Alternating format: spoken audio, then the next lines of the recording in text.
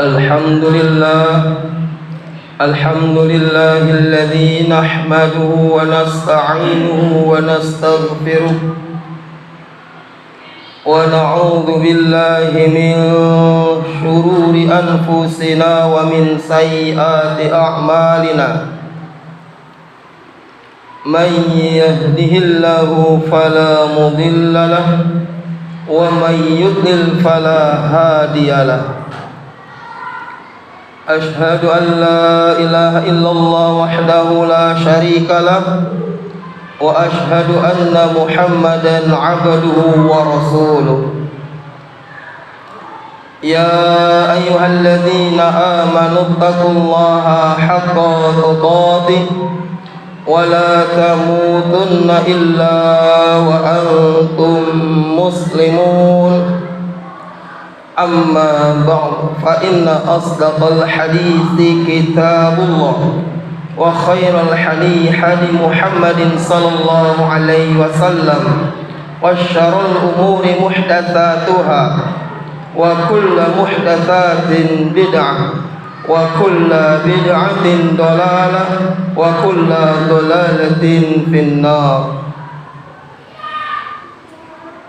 Kaum muslimin sidang Jumat yang dimuliakan Allah Subhanahu wa taala.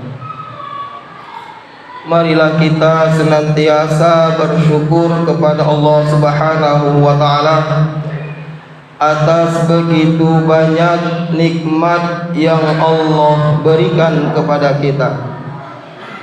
Nikmat iman, nikmat Islam, dan nikmat sehat.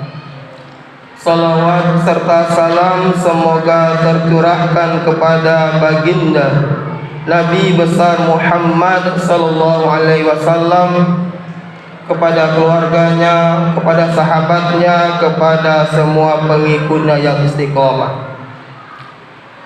Kaum muslimin sidang Jumat yang dimuliakan Allah Subhanahu wa taala. Dan juga marilah kita senantiasa tingkatkan kualitas iman dan takwa kita kepada Allah Subhanahu wa taala dengan bersungguh-sungguh menjalankan apa yang Allah perintahkan dan bersungguh-sungguh meninggalkan apa yang Allah larang. Kaum muslimin sidang Jumat yang dimuliakan Allah Subhanahu wa taala. Pada kesempatan Jumat siang hari ini, khatib akan menyampaikan surat Al-Isra ayat 1. Surat ini menjelaskan kepada kita tentang bagaimana peristiwa Isra dan Mi'raj Nabi besar Muhammad sallallahu alaihi wasallam. Subhanalladzi asra bi'abdihi lailan minal masjidil haram ilal masjidil aqsa alladzi barakna haulahu linuriyahu min ayatina innahu samiul basir.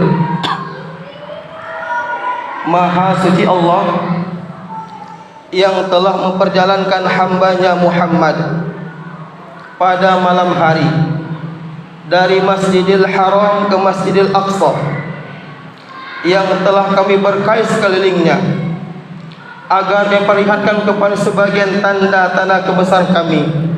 Allah Maha mendengar, Maha melihat. Kaum muslimin sidang Jumat yang dimuliakan Allah Subhanahu wa taala.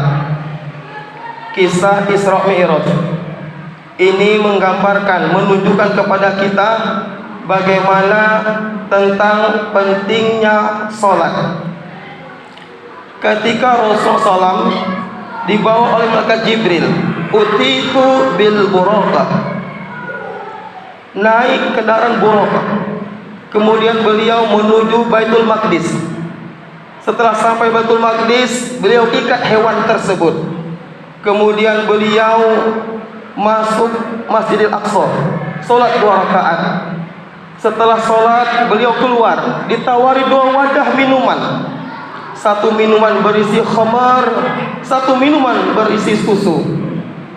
Beliau memilih susu. Engkau telah memilih kemuliaan wahai Rasulullah. Kemudian Nabi Muhammad SAW dengan malaikat Jibril naik ke langit pertama, jamaah sekalian, ketemu dengan Nabi Adam alaihissalam. Kemudian langit kedua ketemu dengan Nabi Isa. Langit ketiga Nabi Yusuf alaihissalam. Kemudian langit keempat Nabi Idris. Kelima Nabi Harun. Keenam Nabi Musa. Ketujuh Nabi Ibrahim alaihissalam. Kemudian naik Sidratul Muntaha. Di sanalah Rasulullah mendapat perintah solat dari Allah Subhanahu wa taala. Ini menunjukkan solat penting jamaah sekalian.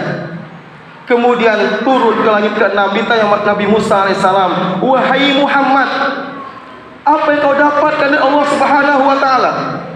Rasulullah menjawab, "Aku mendapat perintah salat 50 waktu." Kata Nabi Musa, "Wahai Muhammad, umatmu tidak akan sanggup. Mintalah keringan kepada Allah." Bolak-balik menjadi 5 waktu. Kaum muslimin, sidang Jumat yang dimuliakan Allah Subhanahu wa taala. Perkara salat ini langsung dari Allah, perintahkan kepada Rasulullah SAW ke Sidratul Muntaha. Ini menunjukkan perkara salat sangat penting. Tetapi sebagian besar kaum muslimin terkadang masalah salat ini mereka begitu mudah meninggalkan salat. Begitu mudah sekali lupa dengan azan berkumandang. Padahal ibadah yang tidak boleh kita tinggalkan sama sekali adalah salat jemaah sekalian. Ibadah haji tidak mampu, tidak wajib salat. Ibadah haji, berangkat haji tidak mampu, tidak wajib. Puasa di bulan Ramadan jemaah sekalian, orang tua renta tidak mampu berpuasa, bayar fidyah. Orang yang musafir dalam perjalanan tidak sanggup berpuasa, boleh tidak berpuasa, diganti di hari yang lain. Tapi jamaah sekalian, perkara sholat dalam kondisi apapun, sakit pun, berperang pun harus sholat. Tidak mampu berdiri, duduk sholatnya. Duduk tidak mampu, berbaring sholatnya. Baring tidak mampu, isyarat. Isyarat tidak mampu, disolatkan. Ini menunjukkan saking wajibnya solat. Wajibnya solat, tidak mampu solat, disolatkan. Kaum muslimin rahimakumullah. Akan tapi jamaah sekalian, terkadang manusia itu ketika hatinya sudah terpenuhi dengan kemaksiatan kepada Allah, susah taat kepada Allah. Karena maksiat, dosa yang kita lakukan menghalangi untuk taat kepada Allah Subhanahu wa taala. Dosa maksiat menjadikan kita susah taat kepada Allah. Maka jamaah sekalian, untuk membersihkan hati kita dari segala maksiat dosa yang menyebabkan susah taat kepada Allah, perbanyak istighfar kepada Allah Subhanahu wa taala. Karena jamaah sekalian, Ibnu Qayyim rahimahullah membagi hati menjadi 3. Yang menyebabkan manusia itu susah taat kepada Allah karena hatinya bermasalah. Ada 3 Ibnu Qayyim rahimahullah. Yang pertama, qalbun salim. Yang kedua, qalbun marid. Yang ketiga, qalbun mayyit. Yang pertama, qalbun salim, hati yang bersih. Hati ini mudah melakukan ketaatan kepada Allah Subhanahu wa taala. Hati ini akan bergetar ketika mendengar panggil Allah Subhanahu wa taala. Yang kedua, qalbun marid, hati yang sakit. Hati yang sakit ini jamaah sekalian, kadang-kadang taat, kadang-kadang durhaka kepada Allah. Ketika sholat itu mut-mutan, ketika mutnya sholat, tidak sholat.